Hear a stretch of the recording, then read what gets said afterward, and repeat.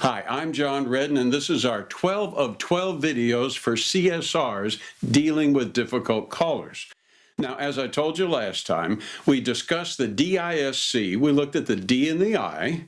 And remember, the D and the I are the faster of the four. In other words, they respond quicker and they need quicker response from you.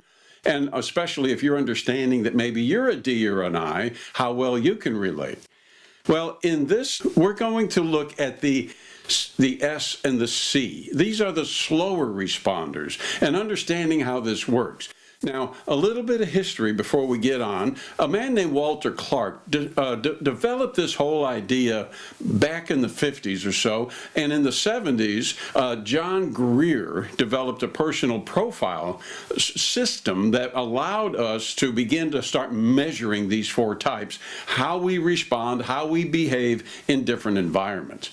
I mentioned last time that we can change and shift with circumstances. I remember I've taken this several times over the years, and depending on my job or my emphasis or what my focus was in life at the time, I moved a little bit around myself. So you can do that depending on the demands that are put on you and the situations that you're in. So you can see that when people are being dealt with, well, let's say somebody comes in as the hard-driving D or the all about me I, and then you show them satisfaction, you show them professionalism, they may just calm down and slow down after a while. Those things are all possible. But remember, we're picking up as people present themselves, and you're reading it as they present themselves, and if you can relate well to them in the moment they present themselves, you're going to have higher trust, and you're going to be able to serve people even better. Now, on with the S. I like to think of the S as, I always think of social worker. I think of someone who sits and listens and talks and will spend all the time needed to relate. When you get these people on the phone, they have a problem, and maybe they extend the conversation quite a bit. They're not the harsh kind of difficult caller, but they may be the difficult caller to wrap up and move on because they want to know about you, how you feel about everything going on, and also they're going to relate and tell you about them in quite a lot of detail. Again, they're sort of the social worker, maybe a bit submissive, and maybe they'll put up with a lot, but they do have a servant's heart, and that's kind of how they connect with people. Now, finally, let's talk about the C. When I think about the C, I think about accountants. I think about how slow and meticulously accountants work.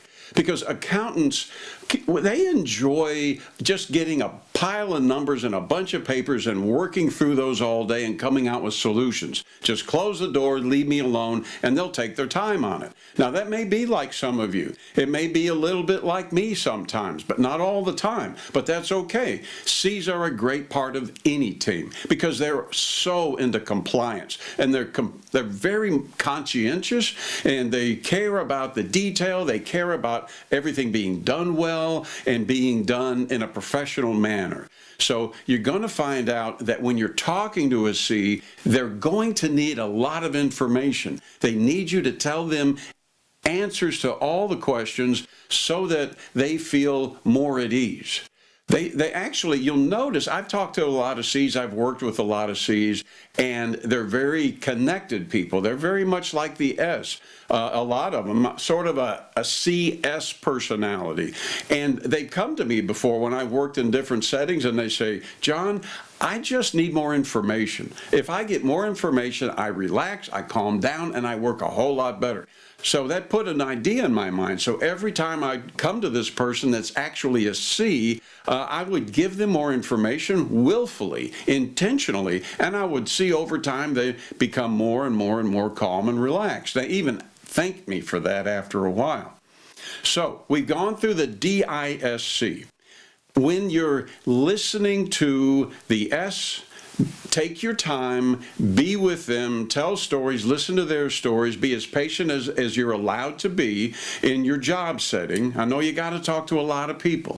When you're with the C, it's answering questions, giving more facts, Sort of like the D, but take your time, be very, very thorough. The more thorough you are, the higher the trust, the more likely they're going to work really well with you, and you're going to be able to solve their problems and have a mutuality in that relationship. All right, I've really enjoyed these 12 videos working with you guys and the training that we did some time back. And let me, if you'll please indulge me one last time, I always encourage burnout maintenance and managing burnout with people that deal with high-stress jobs like yours. So just one last time, encouraging you at the end of every day, write 3 things you've done. And you might write today, you did this, and you watched this video. And that also, think of what you really want to accomplish tomorrow. Set a goal. Think of something that you just need to finish that maybe you couldn't get to today because you were watching this video. So you write that down, and then you write, how am I going to get that done? And then you can be very proud of yourself when you go into the work tomorrow and you get these things done and you roll forward and you become more conscious every day, each and every day, of how much you're getting done and how worthwhile your job is. Again, thank you very much. I really appreciate you watching and your patience, and maybe we'll talk again soon. Bye.